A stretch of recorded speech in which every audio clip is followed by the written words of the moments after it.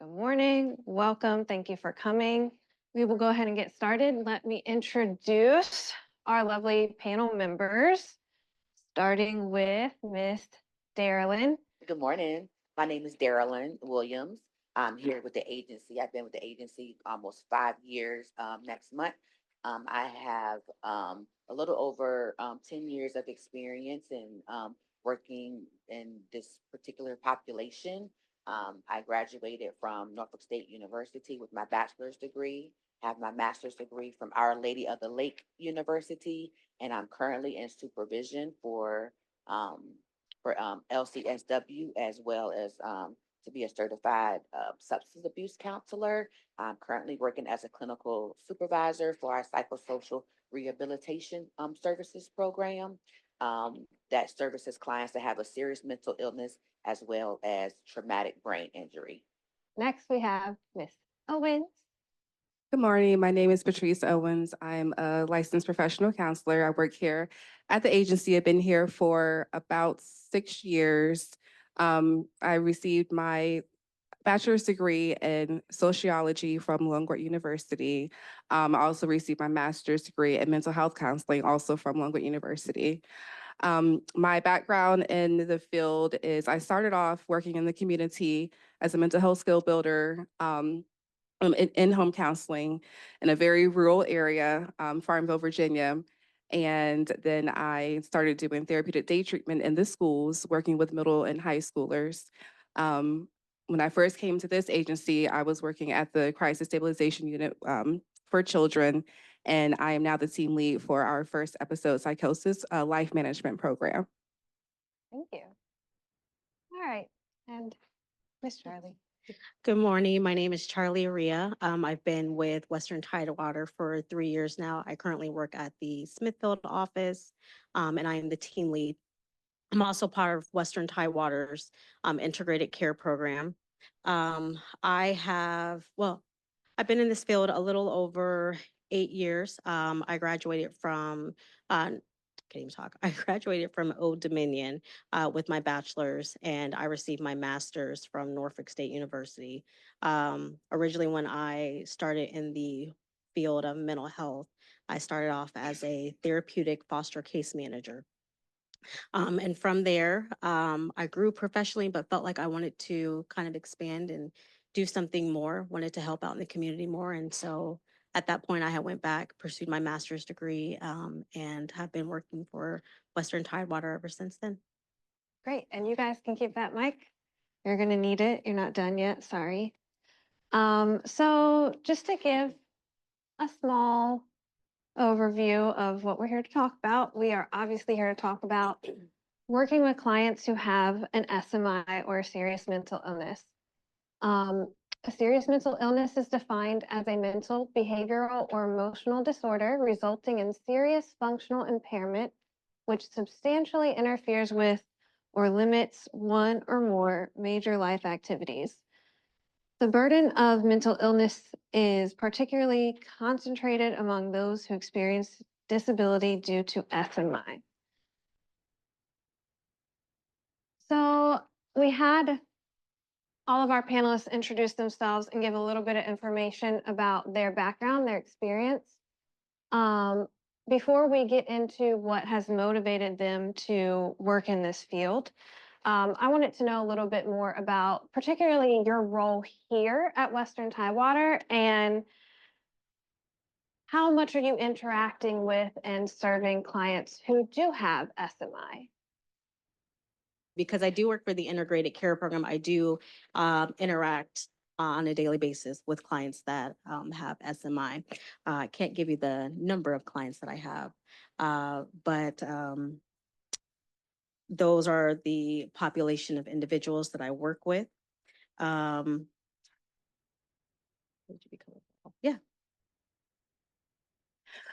So working in the life management program, individuals who qualify for the program have to have a SMI. So we work a lot with those individuals with schizophrenia, schizoaffective disorders, bipolar disorders, drug-induced psychosis, things of that nature. I originally was a therapist with the team. several months ago, I transitioned to the team lead position. So although I'm not directly working with the clients anymore, being able to still provide guidance, supervision, and just kind of like, support for those on the team, there still is a good amount of, I guess, indirect interaction. But before my transition into this current role, I was interacting with them on a daily basis. Of course, before COVID, it was every day in the office. I'm good when it's not there anymore. Um, but I'm sorry, on Godwin Boulevard, but it was a daily interaction. Of course, post-COVID, it was more virtual, but as things progressed, we were able to still go out into the community. Um, and so, like I said, it's more of an indirect care now. So I'm currently at it's our Godwin building where I'm in our PSR specialized day treatment program. And that is a program working with the social components to help individuals that have a serious mental illness. So I do as well work with clients who have the schizoaffective disorder, depression, schizophrenia, bipolar. And we have about 25 clients who come to our day support program, and they come 3 days a week, Tuesday, Thursdays, and Fridays, and they participate in various recreational activities. We do therapeutic groups with them. We accompany them on community outings, and they also get a little bit of substance abuse groups as well. Great, thank you, ladies. So the next question is, what motivates you to work in this field, and what keeps you inspired? What keeps you going? So for me, what keeps me motivated is I've always had an interest to uh, work with others who are encountering difficulties in their life. I've always had a passion for counseling. As a teenager, I did a lot of work in the community through various church groups and other community other community resources. What keeps me inspired is seeing my clients overcome challenges, um, reaching their goals, and also for me, it's when a client comes in and they may be down or I'll just give an example, maybe experiencing symptoms of depression and just going through the journey with them and helping them to work through their whatever they're coming in for. What's the word I'm trying to use? Um, just the client being able to accomplish their set goals. So for me, that keeps me inspired. So I'm gonna go back a little bit so that I can provide some background about what motivates me and what keeps me going. Before I got into the counseling field, I straight out of undergrad started working at a civil rights museum in Central Virginia. That was a pivotal part of the Board versus Brown of Education. Hold on, the Brown versus Board of Education case in the 1950s. So I got the opportunity to work with a lot of people who were then in their 50s and 60s who were part of a string of walkouts in the South from the schools. And so a lot of those individuals were displaced. Their parents would send them to the North with random people that they didn't know in order for them to get an education. So as I was working with these individuals, I started to realize the different mental health, mostly undiagnosed mental health issues that they were experiencing. Many of them were able to go and graduate from college and get doctorates, but there was still a large population that didn't have that. Of course, at the time, I didn't know about ACEs, adverse childhood experiences. But in hindsight, I now realize that that's exactly what was happening because of these traumatic events that these individuals were going through. There was a lot of trauma and it kind of went throughout their lifehood. It trickled down into their children. And so that got me interested in really going into the mental health field. Because I mean, I went to school for sociology, but I really didn't know what I wanted to do. You know, it was I went to get a degree, but I ended up back into the field. So that's how I got started. So what inspires me to keep going is just being able to look back at those individuals who I was working with at the museum and just really see how much receiving mental health care can really change a person's life, like completely change their life. And just knowing that those individuals who we work with, without our care, you know, in any capacity of the mental health field, how different their life could be. So being able to support those and almost like change the trajectory, the potential trajectory of their life is very inspiring. Thank you. How do I go behind that, right? Well, I had to think back early on to my childhood, and my mother used to send me to my grandmother's house every Friday night.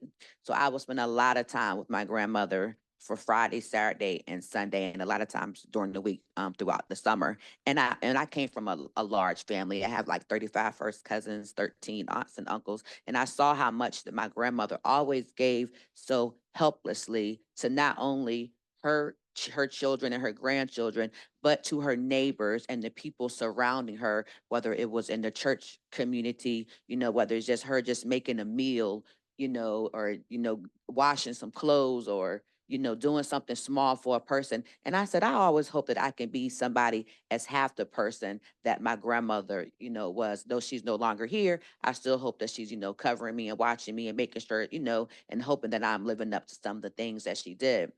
And then, you think about when you come into the field, my degrees are in social work, and you think about you want to go into a field where, where you've had some challenges yourself, and you want to go where you're able to help somebody else. And I'm a big person for advocations, like one of the biggest things that really matters to me. If I can advocate for myself, I want to teach somebody else who's unable to teach them how to advocate for themselves. Because though we do our best to advocate for our clients are really truly the only persons who can do the best of advocating for themselves.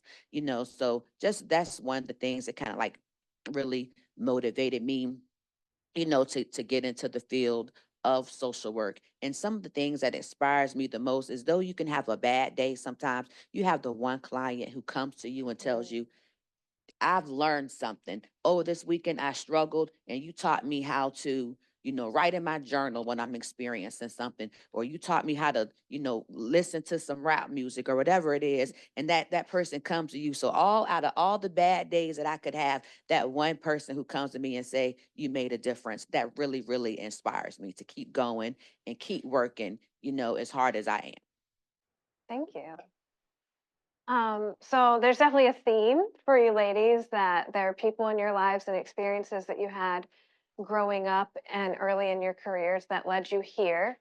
And I sense that a lot of your passion and your inspiration to keep working comes from seeing the impact your services have on the lives of our community. Next, we're going to talk a little bit more about what your work with clients looks like. So we're going to get a little bit more into the approaches, the techniques that you ladies use when you are working in your different roles with these clients.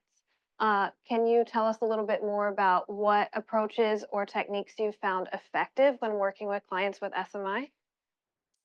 Yes. So, for approaches that I find effective with working with clients that have SMI, I tend to use a lot of DBT work. Sorry.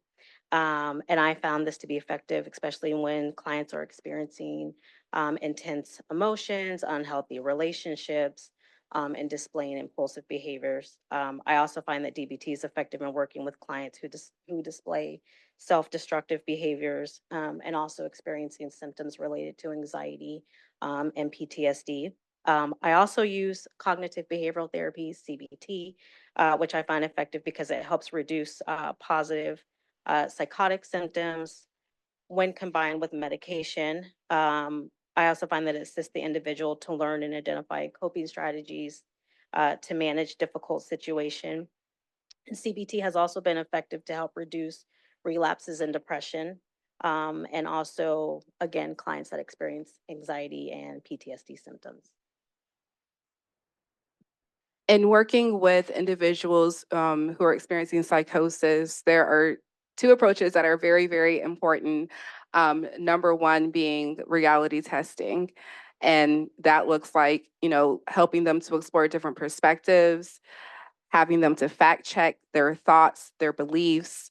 And then mindfulness is very important also, teaching them relaxation techniques, teaching them self awareness, understanding what triggers them, understanding what to do even before you become triggered, how to avoid certain situations. Another approach that I do like to use is the holistic approach.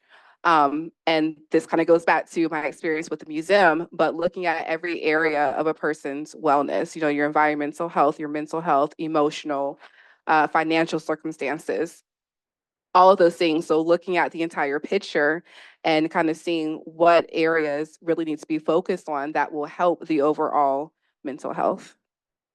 Oh, and CBT, of course. Of course. CBT seems to be a favorite amongst us today. I utilize CBT as well with working with the population that I currently work with, especially at day support, because it's more group wise. It's not set as it to be more individualized. I know.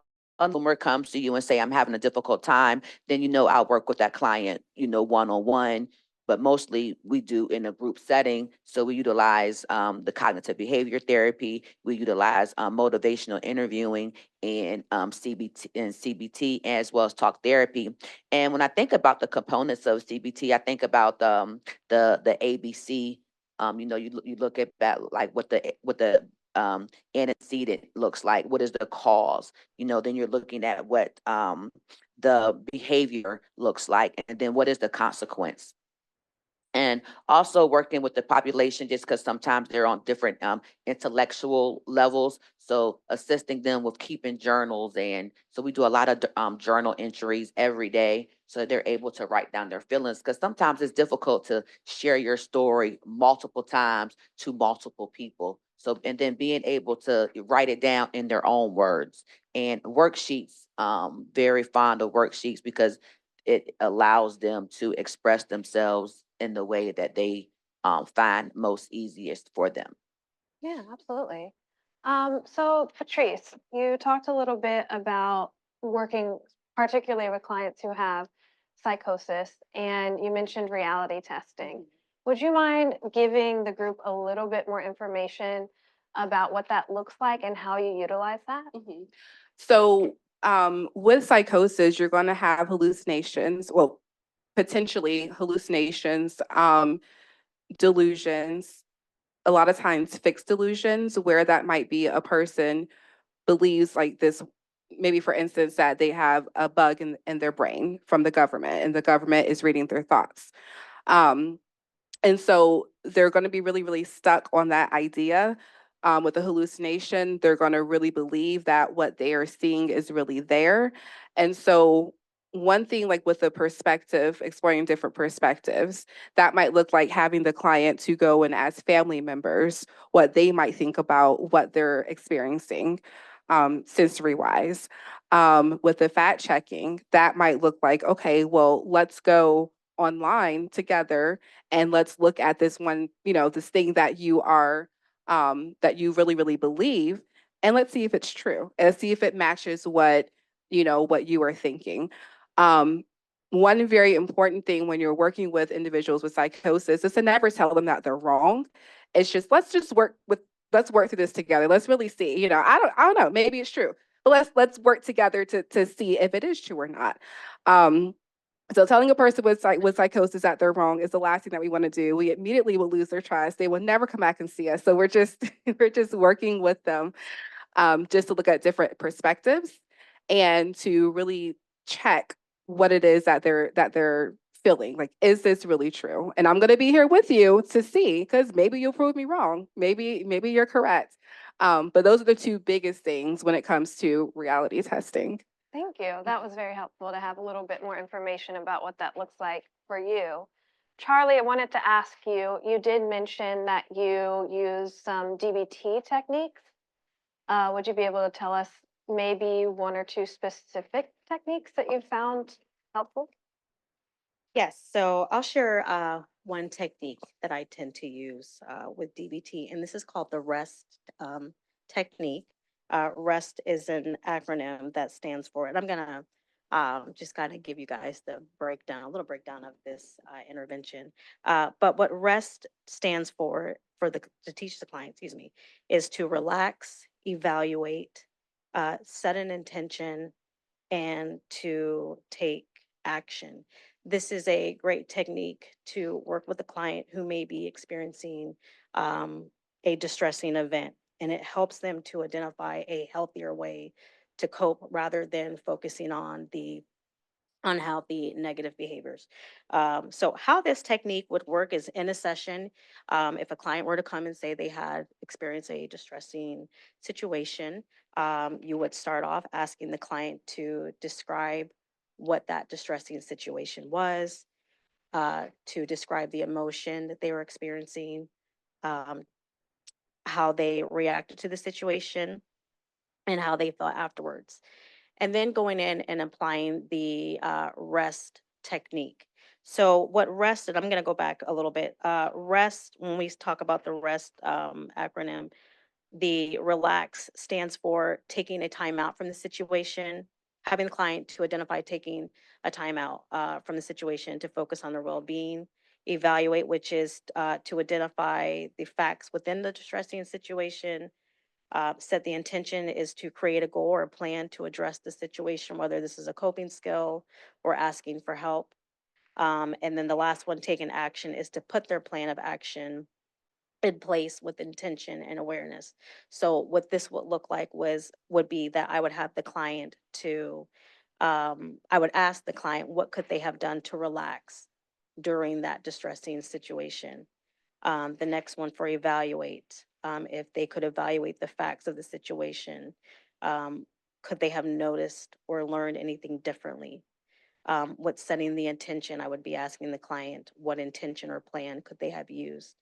And then lastly, to take an action, if they had taken the action based on their intention, what do they think? What do they feel like? What would have, I can't even talk. What do they feel like would have happened? Thank you.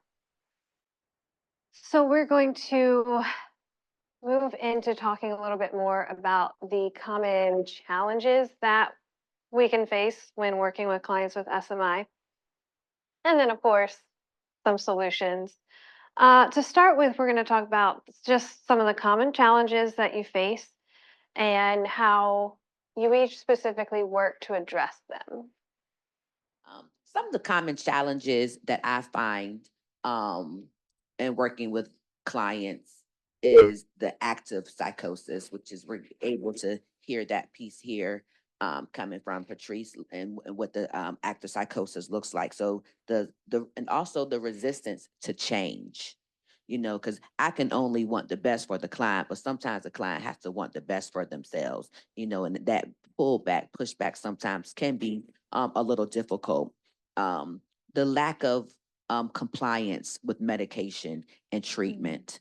Because a lot of the clients, their beliefs, they don't believe that they have a serious mental illness. They don't believe that they need medication. I'm fine. And that's what, Patrice was saying earlier, the government is making them take it. So I hear that a lot in working with this population, or the lack of consistency in treatment. They may come to program for 2 or 3 days, and then you don't see them for another.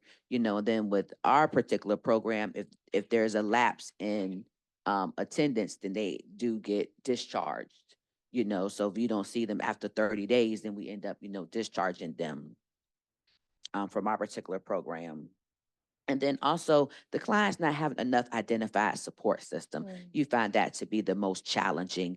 And, I can just only assume, for what the client sometimes, and it could be a lot to deal with a client who's actively psychotic, who's actively, experiencing symptoms and they've burnt their family out. And sometimes, all of those behaviors can cause resistance to their families. And then clients not really knowing how to identify that particular support system.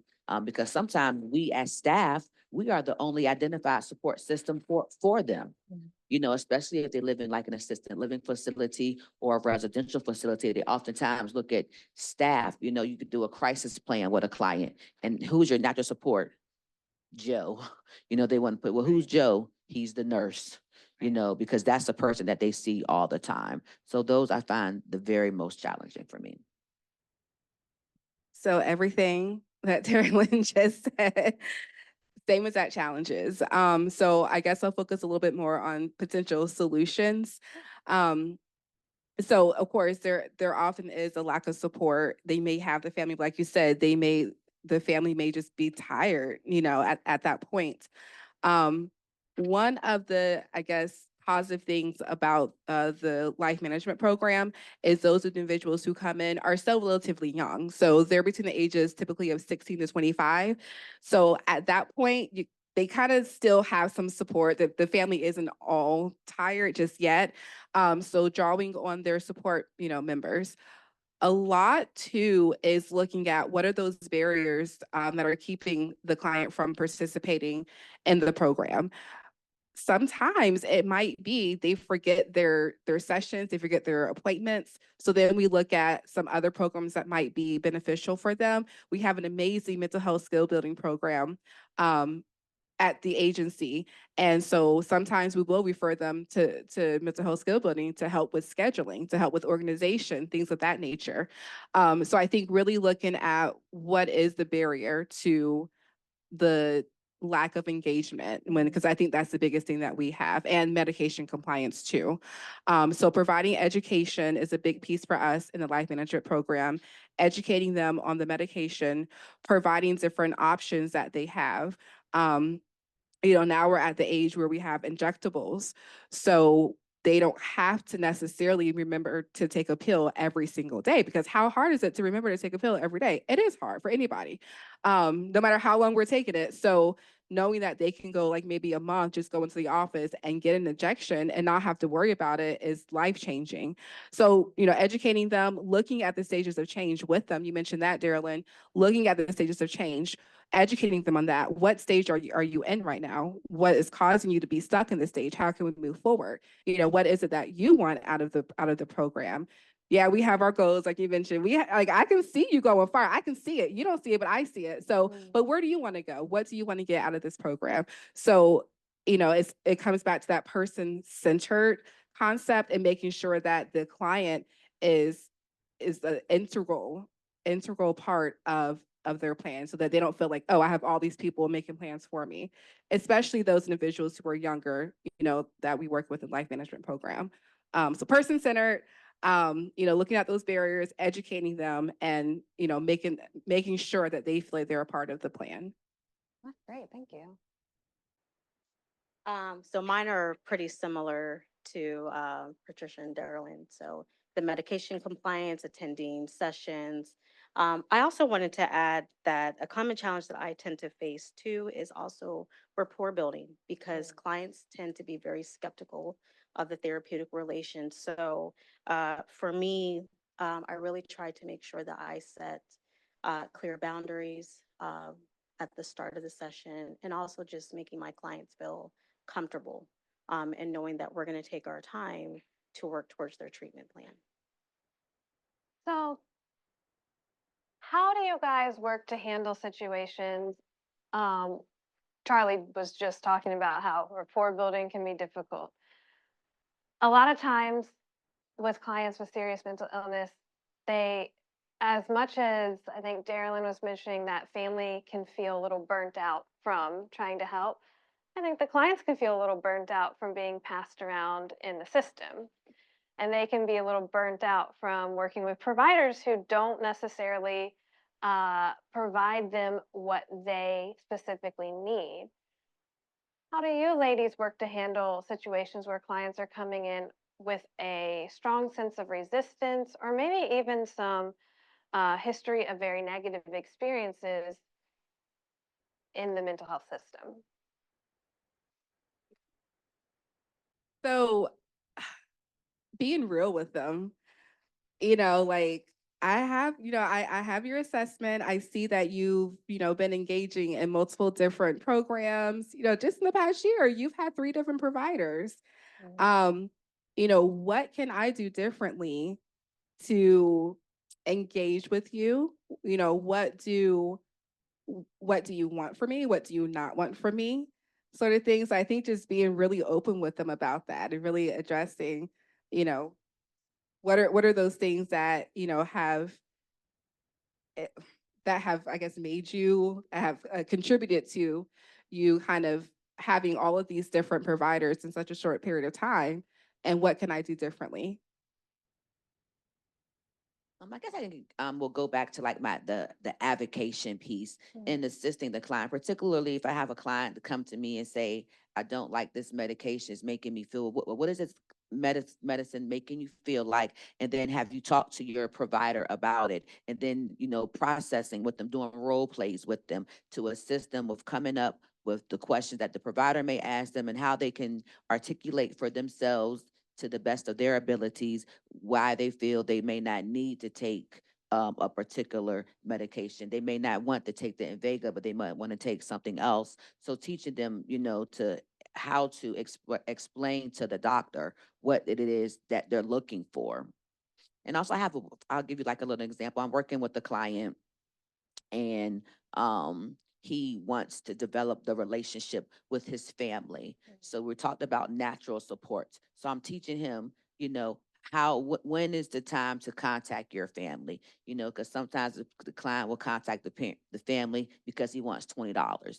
But don't just contact them when you want $20. Contact them when you just want to say, hey, how you doing? Then hang up really quick. Because if you do that a couple of times, they may be prone to give you the $20. So teaching them, how to, not just call begging. And we kind of did the role play. If I begged you and asked you for a cigarette every 20 seconds, how would you feel about that? He said, well, that would get on my nerves. I said, now think about what your brother is feeling.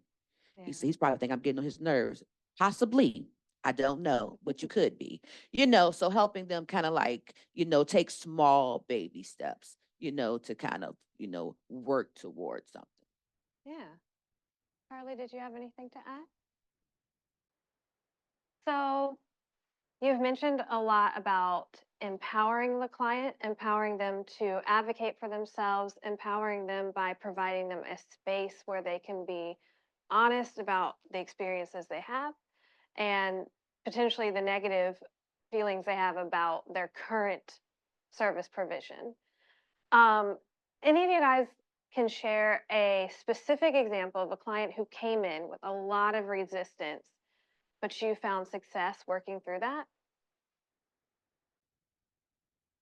Yes. So within our program, we get a good amount, but we had an individual to come in who was actively psychotic, um, did not want services, didn't have much awareness whatsoever. Came in with the mother. The mother was very adamant about services. A lot of times we will see that where the parents will want the service more than the client does. And I think all of us, all of us have experienced that. So the individual now is doing very well about a year and a half later, doing very, very well compared to how they presented when they first came in. And it just took time. It took a lot of time. Of course, there was a hospitalization in between the first admission and now, but just really, really taking the time, not pressuring the individual, because sometimes, an individual has to fall again before they can start to fly, so to speak. And just being there, being that net, being there when they are ready to come back, when they are tired of the consequences of what's happening to them. And so that was a big success. She still has some ways to go, but very, very stable at this point. So really just being supportive, checking in, and just really, really taking the time, because we pressure, they're not going to come back, they're not going to engage. Right, right.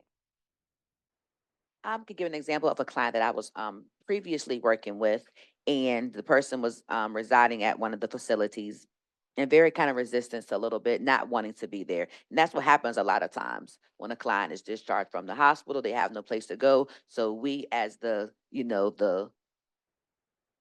we as a person's staff person, we are making the decisions for that client whether they want to go there or not.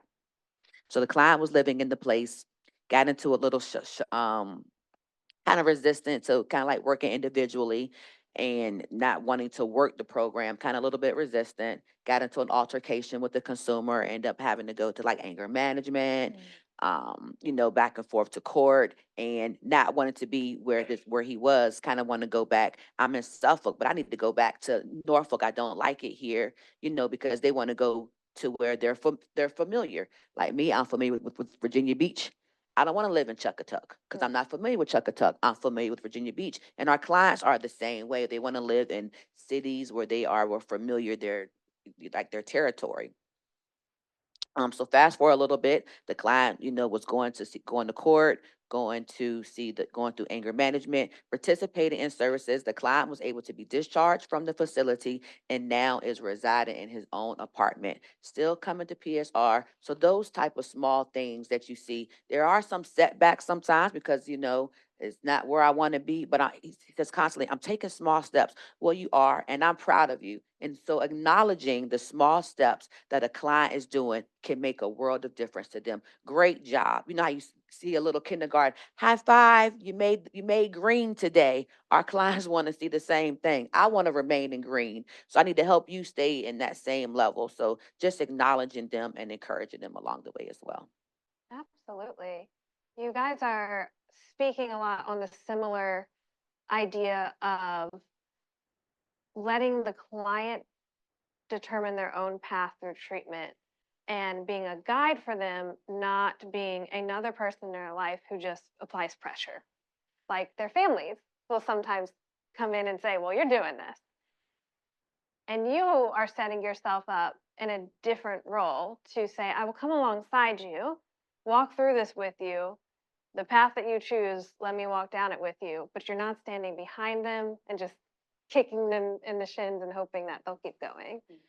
We talked a lot about resistant clients, but I wanted to talk also about non-compliant clients who come in and maybe they're compliant with one or two aspects of their treatment, but there are at least some areas where they are really refusing to engage in or showing non-compliance towards, such as medication management when they're in outpatient therapy, or they might be coming to PSR and they won't go to outpatient therapy. How do you navigate that sort of difficulty with your clients? Great question. I have a client that currently comes to PSR 3 days a week with just signs in. That's it. All day long, I feel like I want to put the little, I used to, my son, when he was younger, we put the little thing on his arm so he can kind of hold on to him. And I kind of want to do the same to him. He's a little, he's in his 30s. And I feel kind of bad to say, let me call your sister to tell your sister what you're doing, but he's acting like he's 10. He roams, he wanders, he walks away all day. You're calling his name, come to group, participate. He may go in the bathroom for 40 minutes, but we've already spent time in the group. He can make it outside to smoke, but can't come inside to learn how to do some chair exercises or to know when to implement a coping skills. So that sometimes, that type of resistance, and you have to lean on your colleagues sometimes. Mm. I need some support. I mean, I need you to go chase him right now, but then you have to think back. It is a part of his diagnoses. It's a symptom. Something may be undiagnosed that we don't always see, but it is a part of who he is. So just trying to understand that and knowing, okay, I know when he come in today, don't say, oh Lord, just say, good to see you. Participate today, okay? And give and give the pep talk. And I bet tomorrow when he comes, I'm gonna be thinking back to this and be like, be good today. Because he's gonna do it tomorrow. How much you want to bet, right? Well, and I love the idea of leaning on your colleagues, because we have our own frustrations. We are human, And we don't always have the capacity to not be impacted, not be frustrated when clients are showing a lot of noncompliance despite how much we know they need the help. But you also mentioned earlier the encouragement that you give your clients, that constant feedback of, hey, you're doing really well. I'm impressed that you even came. I saw in group today you stayed in for 10 minutes longer than you did yesterday. That was really wonderful. We really enjoyed having you that extra few minutes. I think there's probably a lot of techniques that you're using with such clients that you don't even notice that you're using because you're just so used to it. Um, all three of you also mentioned support systems. When we were talking about some of the common challenges, every single one of you talked about the lack of healthy support system that clients often are coming in with. Why do you guys think a healthy support system is so crucial to the process of developing healthy goals and working towards them with clients? It provides a system of accountability, um, especially if you're able to engage the support system, not necessarily in session, but just have a communication with them so that they know what it is that the client is working on in their program and session, and so that they can provide some reinforcement within the home and other settings. Um, and then whenever there is an issue that maybe the client doesn't address, and I'm speaking more towards the provider's relationship too with the support system. So the client can know you have a team working with you. So they have that extra support, but definitely that reinforcement of goals in the home setting, in the community, and the extra layer of accountability. Yeah, that makes a lot of sense. I agree. I think if a client, if the support system that they have, if they see that they have a lot of people working for them on their behalf, they have a little bit more sense of prone and wanting to do. If I know that I have not just my staff person here, but if my staff person is reaching out to my family and my family is being actively involved, I think it really impacts how treatment can go, when I have that positive support, because we all need positive support in our daily lives. I need to be able to call my friend, I had a rough day, I need you to, talk me down off the ledge, sometimes. And I think when the client sees that, and I think it really serves the purpose in their treatment. Absolutely. Yeah. Charlie, did you have anything to add on that? No, I was going to agree.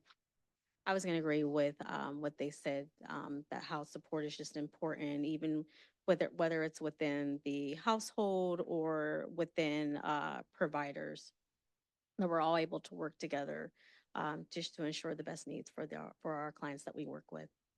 And Charlie, while you have the mic, I'll go ahead and ask, starting with you. So not all of our clients are coming in with a healthy support system to draw upon. How do you work to help the client either tap into the support system that might already be there for them or work towards creating a healthy support system that maybe they don't yet have?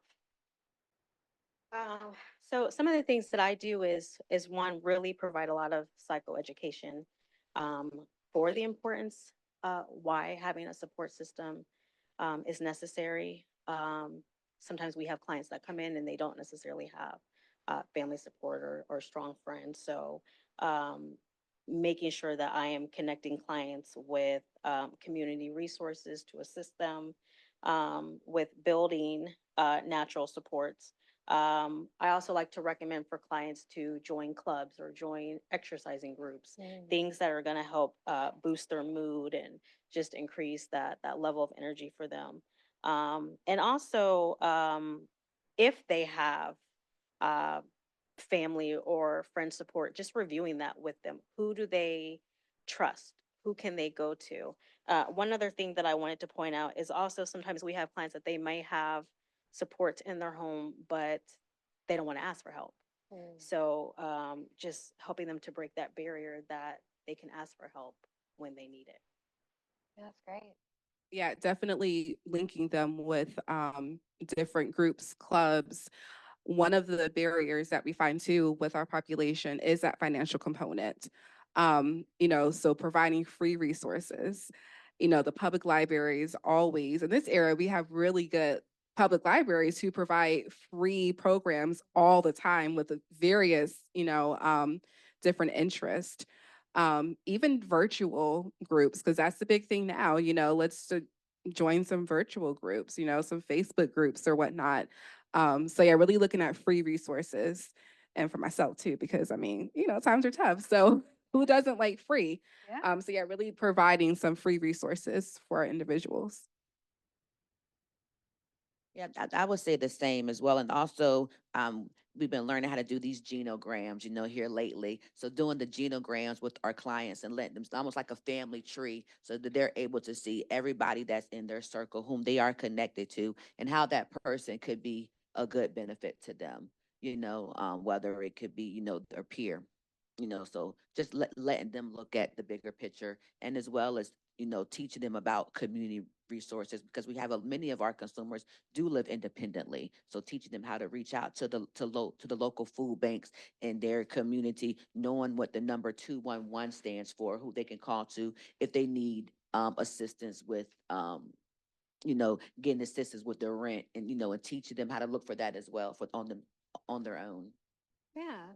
So you guys definitely are helping the client see beyond the family or system that they might have come up in, and helping them create new opportunities to develop a support system that might look a little non-traditional, or might even be completely outside of the family that they grew up in, or the people that they were around before they entered services. I love that. Um, so we're going to move into a little bit more of like advice and insights here. The first thing we're going to talk about is how you guys manage the difficulties that working this job have for you. We're obviously working with clients who, as Darylyn shared earlier, can test us, right? Can start to push our buttons and drain our patients. How do you guys prioritize yourselves? What strategies do you use to manage your own stress, and also to prevent burnout or start to tackle the burnout as you notice it coming on? Self-care. I love self-care. And that's not me doing anything for my first son, Duncan, but doing something for myself, whether it's knitting, reading, online shopping. I stay with the cart in Shein somewhere, y'all, or Amazon.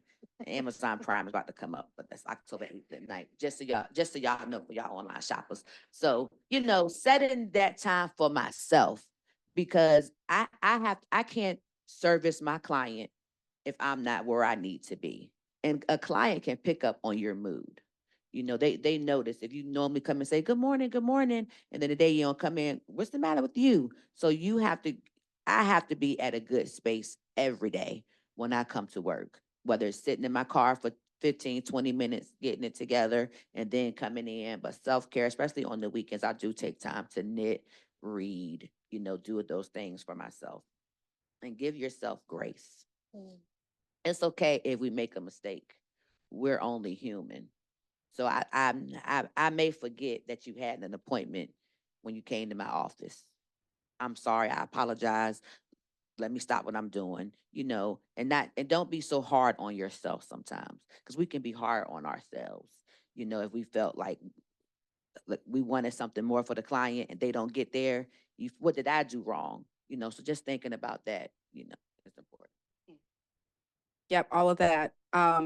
Definitely allowing yourself to be human. And what I mean by that is recognizing we have a very important and strong position over our clients.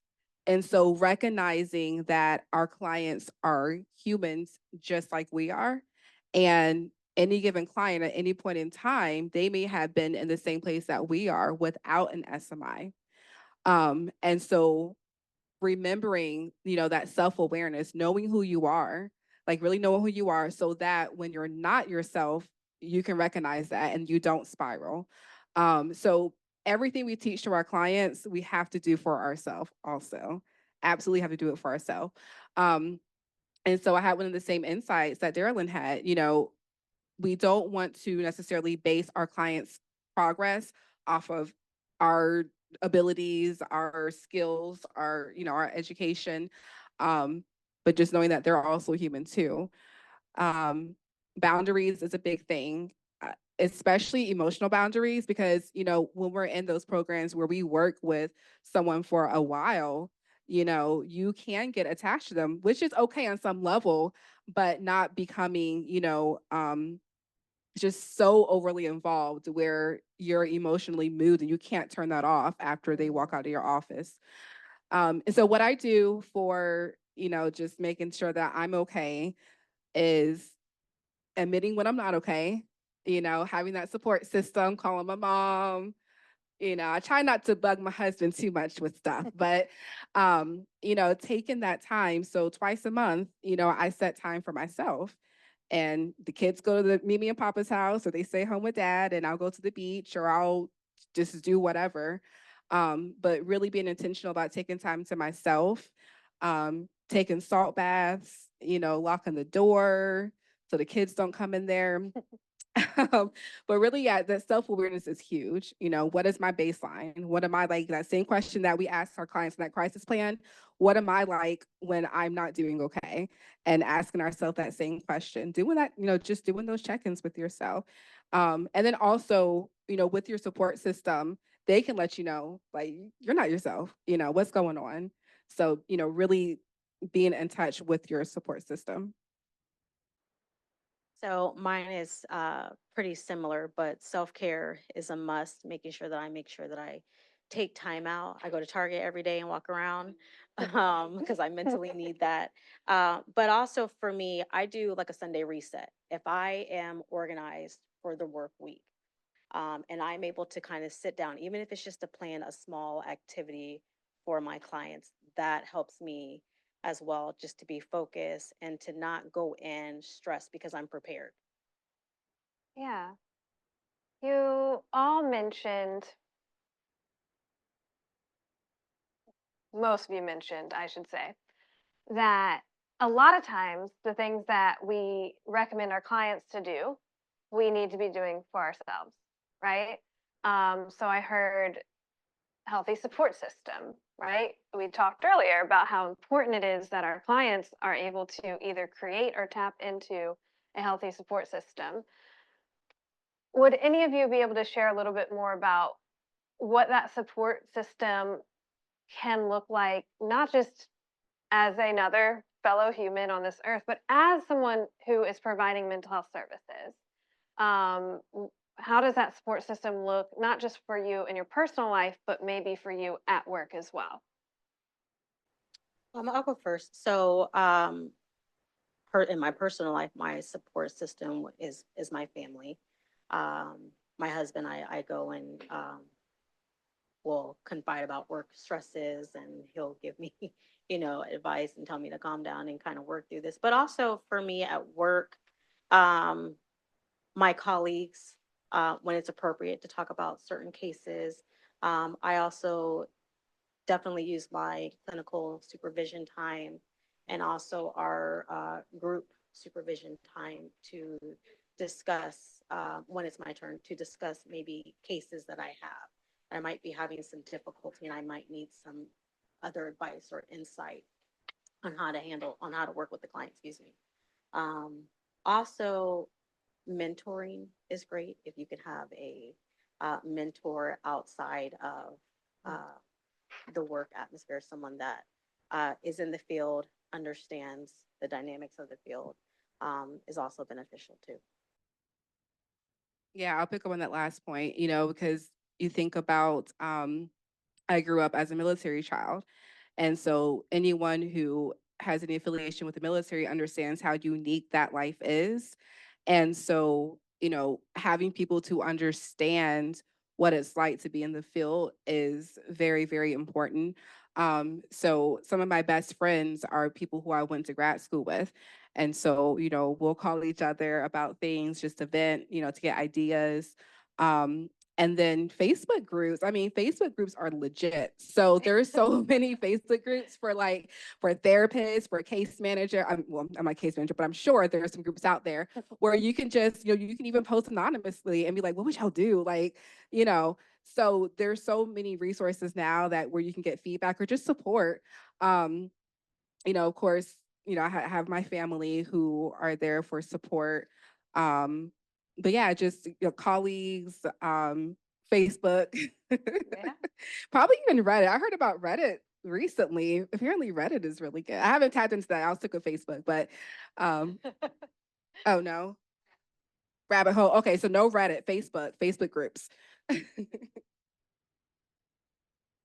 Yeah, I can say the same. I can piggyback off of both of the ladies here and say definitely family support is very important. And I have a you need a circle of friends for each circle of life that you experience at a time. So I have one of my, I'm in a group chat with a couple of my girlfriends, and one is an accountant and one works for CPS. And the one that's an accountant, I was like, y'all always talking about that social work stuff. But it's different, because she understands, even though she works in CPS, we don't actually work with the same population, but she understands the mental health issues that we are facing. So I have to talk to my accountant friend on a different level. She still assists me, but it's on a different level from what my actual colleague friend is, who's a social worker, because we can relate. So it's good to have that person that you can relate to.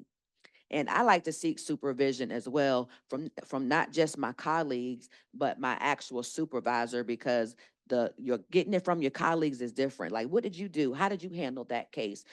Oh, you did it this way. Oh, that's great. Maybe next time I can implement doing that same thing. You use token economy, maybe I can use token economy because that may help. But getting it from my actual supervisor is different, because they're going to make sure that I'm being ethical, that I'm following everything by the book. What principles am I following? What policies and procedures?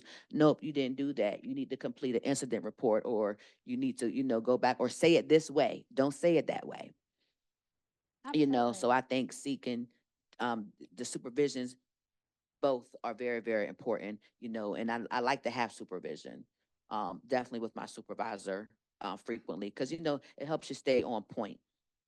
Yeah, and you spoke about how a support system for a client can help them have accountability.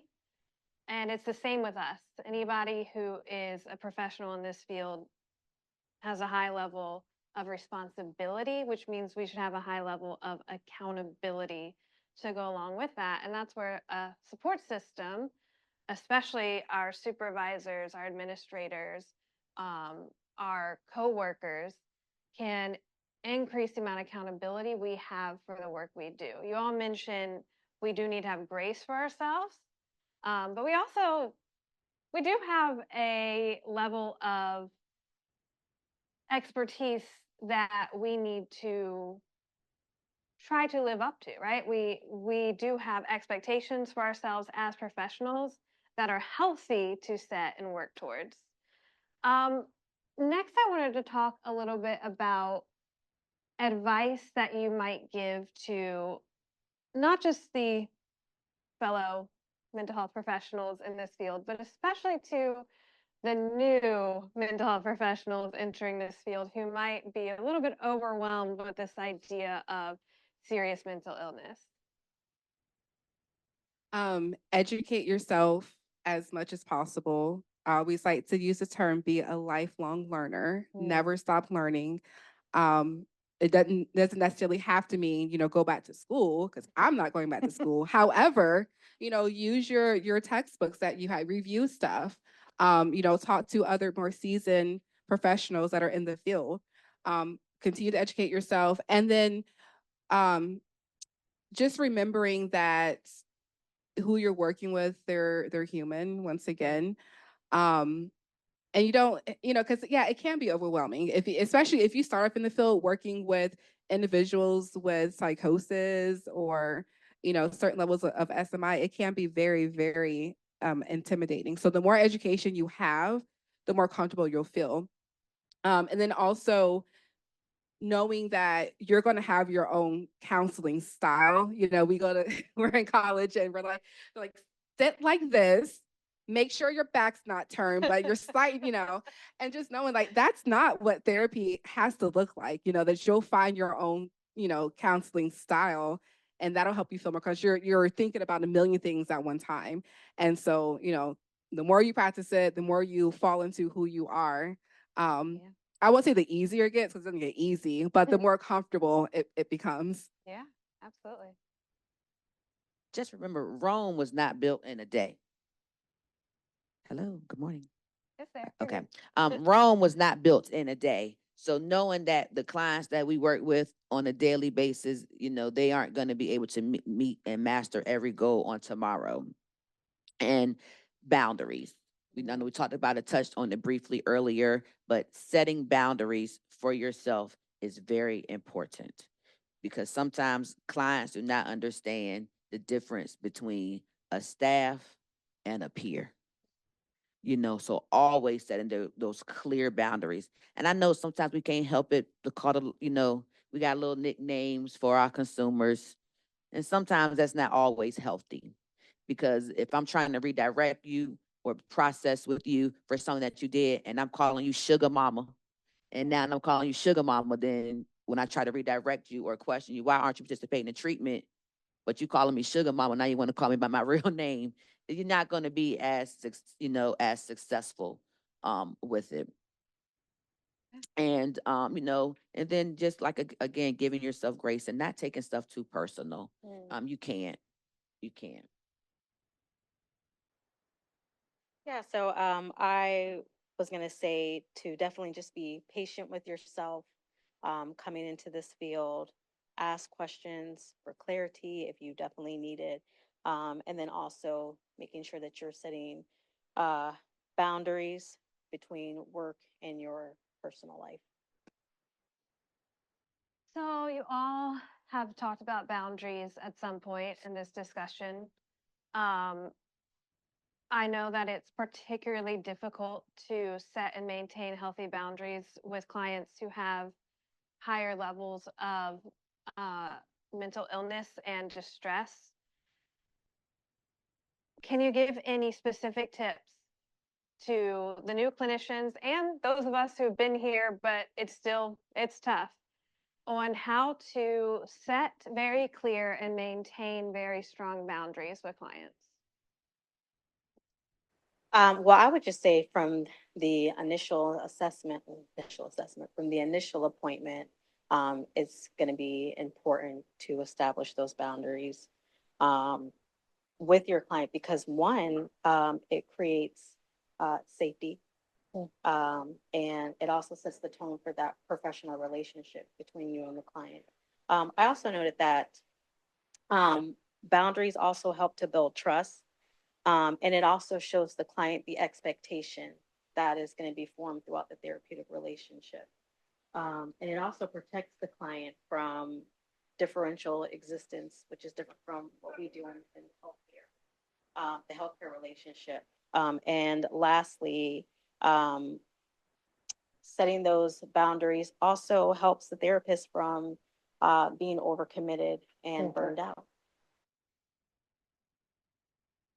As far as tips go with being able to maintain that, those boundaries is, I think for me, it goes back to self-awareness, just constantly checking yourself,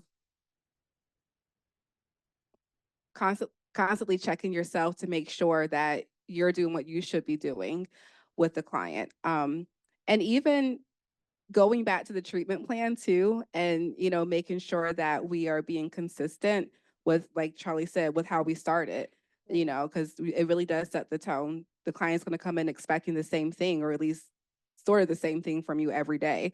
So really checking yourself, am I doing too much? Am I being overly involved? Am I coming into the role of this person's mother or sister? And then just checking yourself on, I would say on a daily basis, because it's easy to fall into that trap. Absolutely. I would say immediately as well, upon first meeting, you want to set clear boundaries. And then whenever the client steps outside those boundaries, you want to redirect them immediately. I have a client every day that comes to PSR and you'll say good morning. He'll say, you want to come over for dinner? I'm like, who am I? You're my baby mama. No, I'm not. I'm staff. And 5 minutes later, he'll say something else. Well, you're my wife. No, who am I? I'm staff. So just providing that constant, even if I got to do it 20 times a day, I know he's going to hit on me 20 times a day, but 20 times a day, I'm going to redirect him and say, hey, no, I'm staff. So I think it's important to always just provide that redirection, because they need to understand what boundaries, not to cross boundaries. Absolutely. And I think you all brought up a good point about it's not a one-time deal.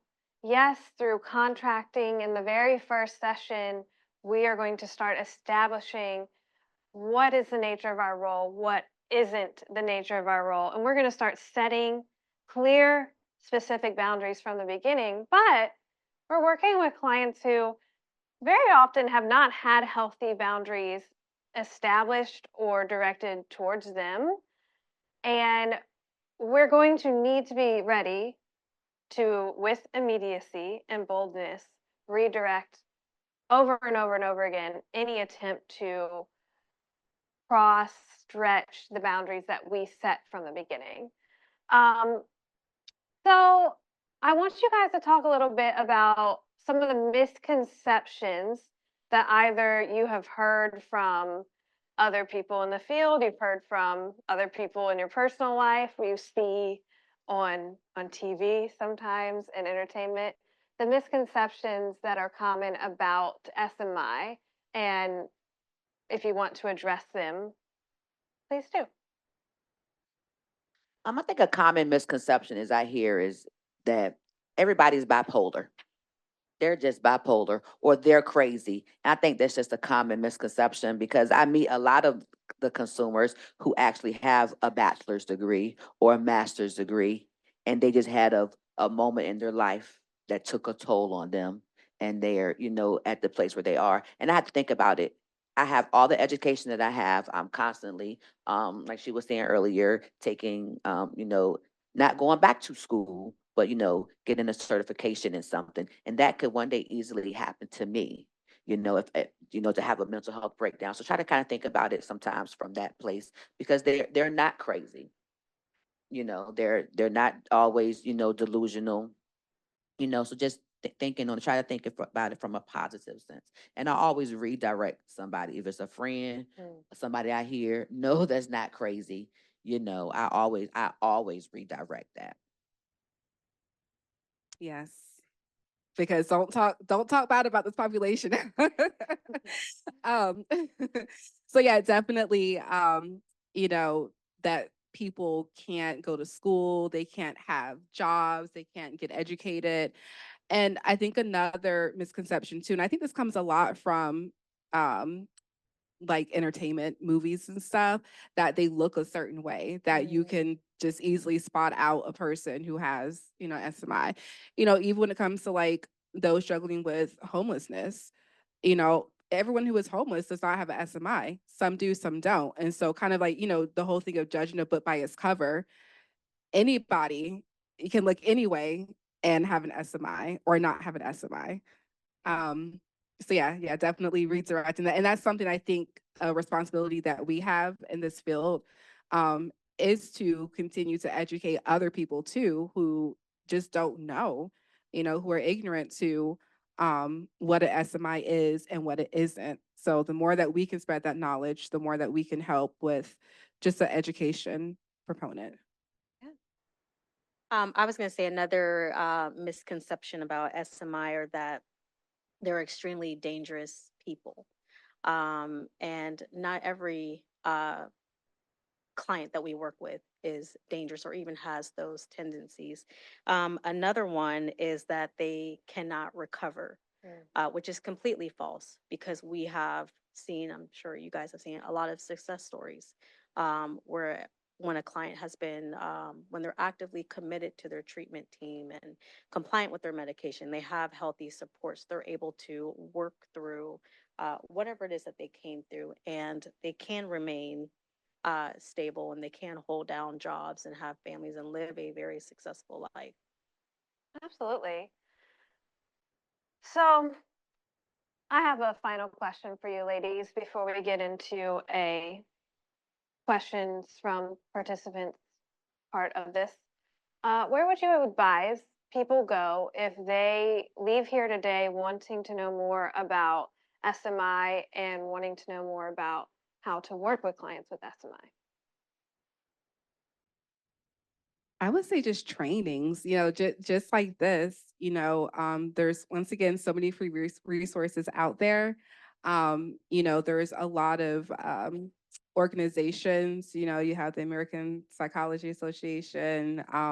There's so many associations out there that you can join that offer trainings. You meet other people in the field as well. Just do your research, see what's available to you, talk to people to see exactly what it is that you might want to do in the field, because this field is so much more than therapy. It really is social workers, case management. There's peer support specialists, mental health skill building. There's so many different areas in the field, so really understanding what it is that you actually want to do. Do you want to work in the home? Do you want to work in the community? You want to work in the office? You want to work from home, virtually. So, researching, educating yourself, talking to people, and figuring out what exactly it is that you want to do. Yeah, and I would say, of course, networking. Like here today, we are here, but where do you work? What is it that you do? Because you might can, oh, okay, I didn't know you work with that population. I need some resources for the clients that I have. And also connecting, we are at our community services board, but connecting with the local community services board in your area, or, becoming a part of a, joining like the American Cancer Society or Susan G. Komen Breast Cancer Society. You never know that, joining those societies, how much of an impact they can make in your lives, or how much you can make in their lives as well. Absolutely. Charlie, did you have anything to add? Yeah. And another great resource, of course, is your supervisor. So, I mean, this field is tough, and sometimes it's not necessarily that we are struggling with understanding SMI or knowing how to work with the population in general, but we're struggling with a specific client, as you all have given examples of. And that's where supervision and groups and teams come in extraordinarily helpful, because we can go and get specific advisement from individuals who have very likely been in the same situation or a very similar situation before. While we wait on some questions for you ladies, was there anything that kind of surprised you about what the other panel members had to say, or any moment where you're like, oh wow, I didn't realize that you in that role also felt that way or had that sort of struggle?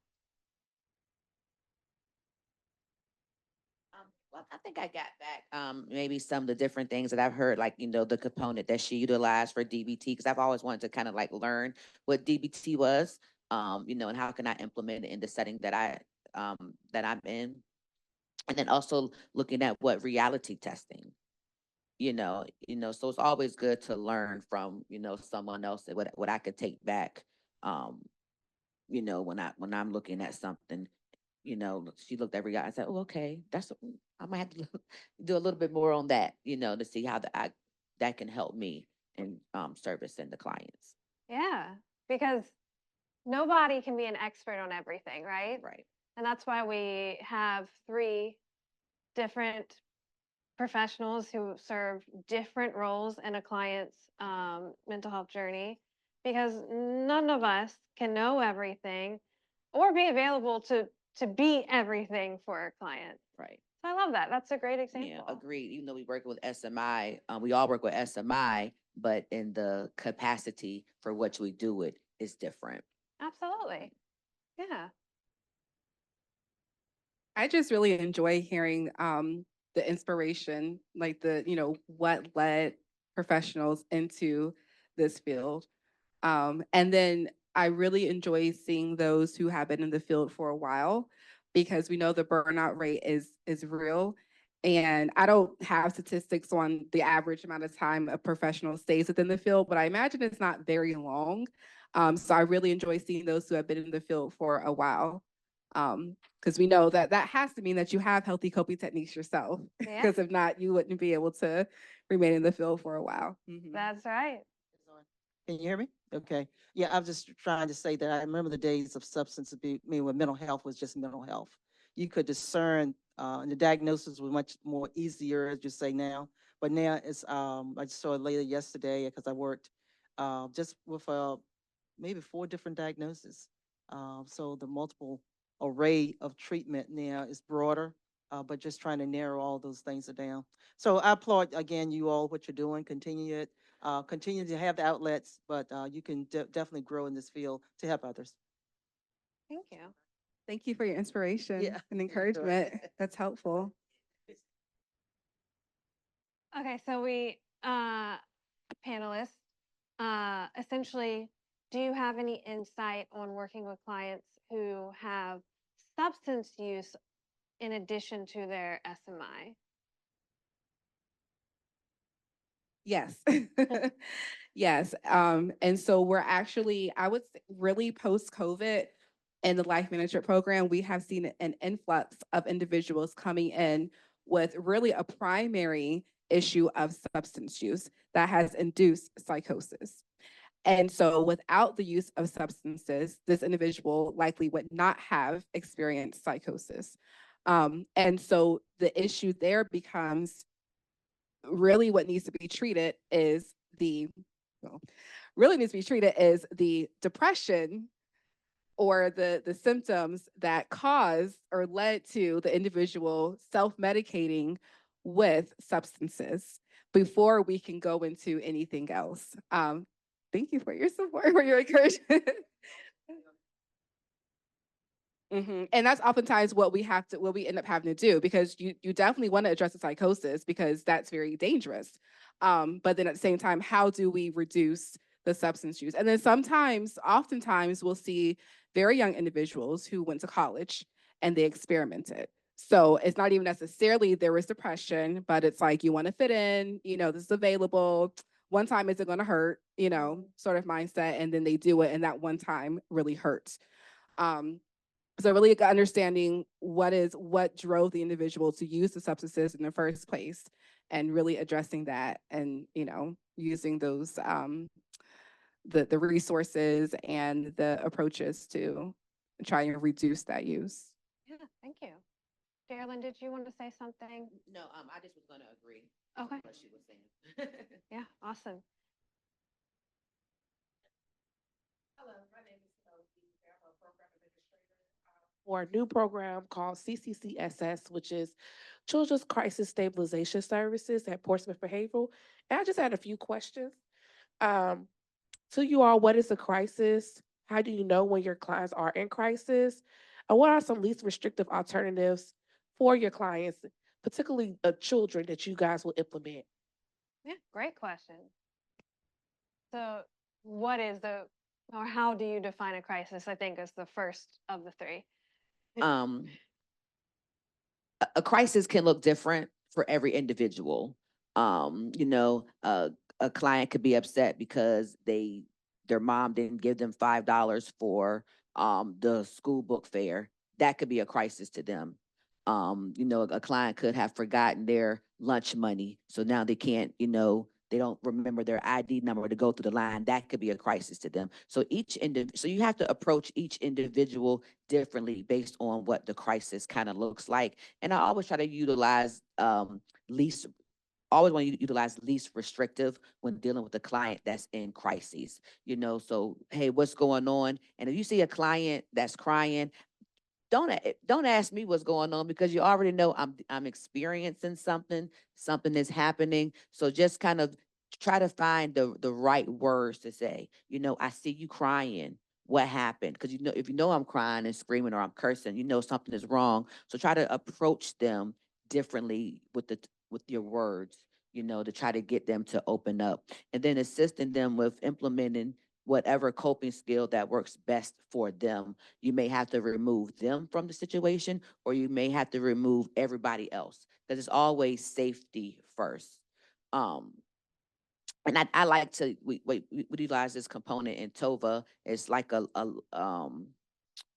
the street light, green, yellow, and red. So I like to talk about where you at today, what that looks like for you, because we always want to be in the green. And if we can see our clients in the green, we know that they will be successful. But it's important for you to know your clients, to understand your clients, because you can tell when your client's baseline has changed a little bit, just like they can for you. So if I'm noticing now that you're no longer in green, you're going into yellow. Wait a minute, hold up, you're in red.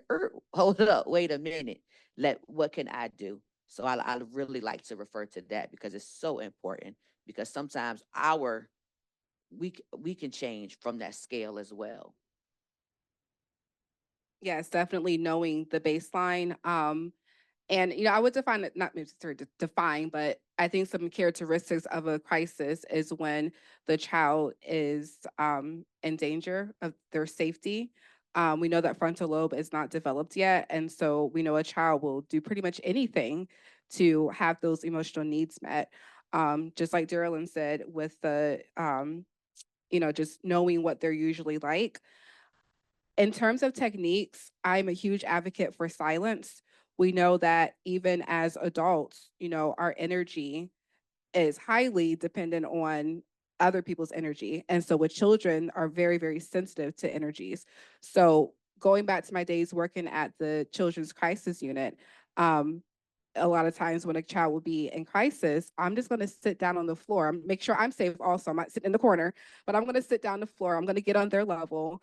I don't want to be towering over them. I'm not going to ask them a whole bunch of questions. I'm going to sit down. I'm going to make sure that I'm calm. And then eventually the child's going to get tired, number one, but eventually their energy is going to start to match my energy and they will start to calm down. I think one of the really important things, and we learned this in TOVA training, is debriefing afterwards. Once the child, it might not be the same day, but once the child has calmed down, they're in a better space. All right, well, what happened? What did we not do? What can we do next time? In terms of techniques, and I use this with my own children, I have a 4 and 6-year-old. We're really big on yoga. And so we'll do techniques, not necessarily even like, yeah, we'll do tree pose and stuff, but, we use like a metaphor of a cloud. What does your happy cloud look like? What color is it? What shade is it? Is it fluffy? And then what does your frustrated cloud look like? What does your angry cloud look like? And so just throughout the day, we're testing, okay, what's your cloud? If I see them, because we know our kids, even we know our kids that we work with, if I see you start to get a little irritable, what's your cloud looking like right now? We also will do the rainbow. You have the child to lay down and you imagine a rainbow going from your head to your toes. So just using those sorts of techniques regularly with our kids, so that they kind of know how to self-regulate a little bit more, and we decrease the chances of them having a crisis, or that crisis, lasting as long. They're still going to have the crisis, but they learn how to self-regulate. Yeah, that's great. Carly, did you have anything you wanted to add? What are the most common lacking resources?